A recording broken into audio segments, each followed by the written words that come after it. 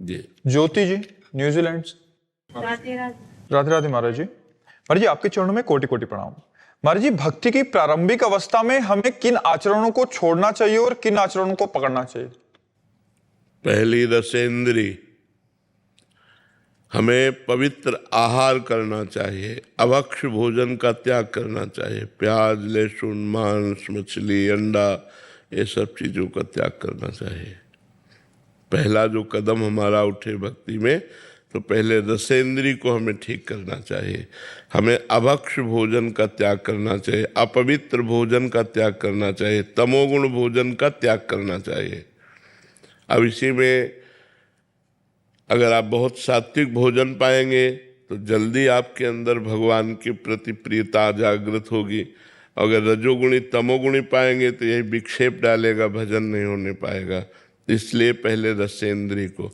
इसमें एक इंद्री है कर्मेंद्री, वाक इंद्री, जबान। मुख में दो इंद्रियां हैं, एक ही। जैसे रसेंद्री है तो जबान से रस का स्वादन करते हैं और जबान से बोलते भी हैं, तो इसमें वाकेंद्री भी है।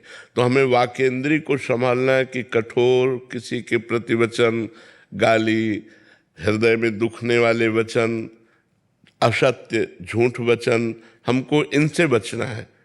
रसेंद्री भोजन पवित्र और वाकेंद्री वाणी पवित्र।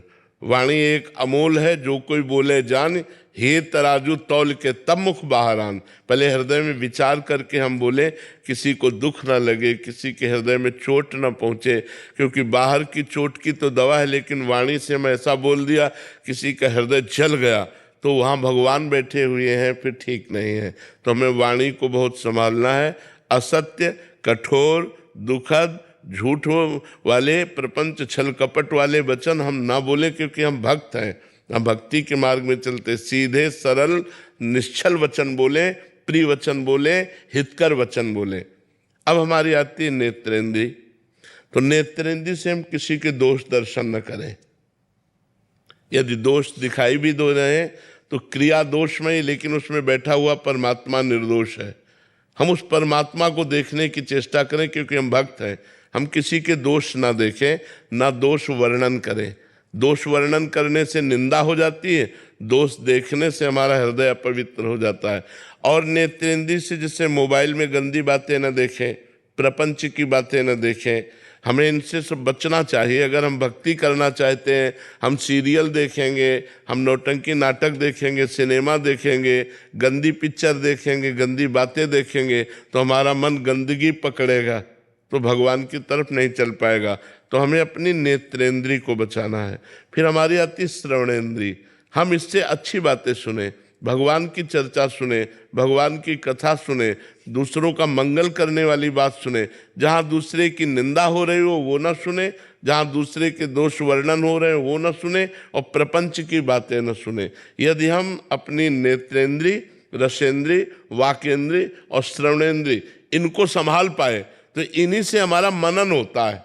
और तो सब विशेष कर्मेंद्रियां हैं, खास बात इन्हीं को संभालना है। अगर हम इनको संभाल लिया, चार को, रसेंद्री, वाकेंद्री, नेत्रेंद्री और श्रवणेंद्री, तो हमारा सुमिरन चलने लगेगा।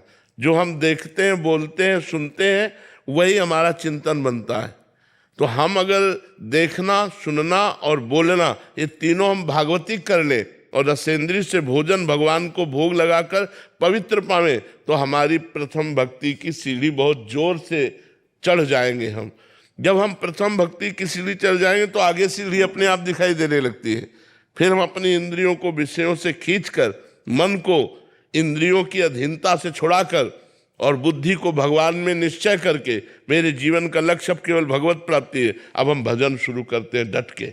और जब भजन शुरू करते हैं तो आगे की सीढ़ी खुद दिखाई दे, वो प्रतिपल अध्यात्म उन्नति को प्राप्त होता रहता है। मूल नींव ठीक हो तो पूरी बिल्डिंग ठीक हो जाती है। तो नींव यही है, रसेंद्री, वाकेंद्री, नेत्रेंद्री और श्रवणेंद्री।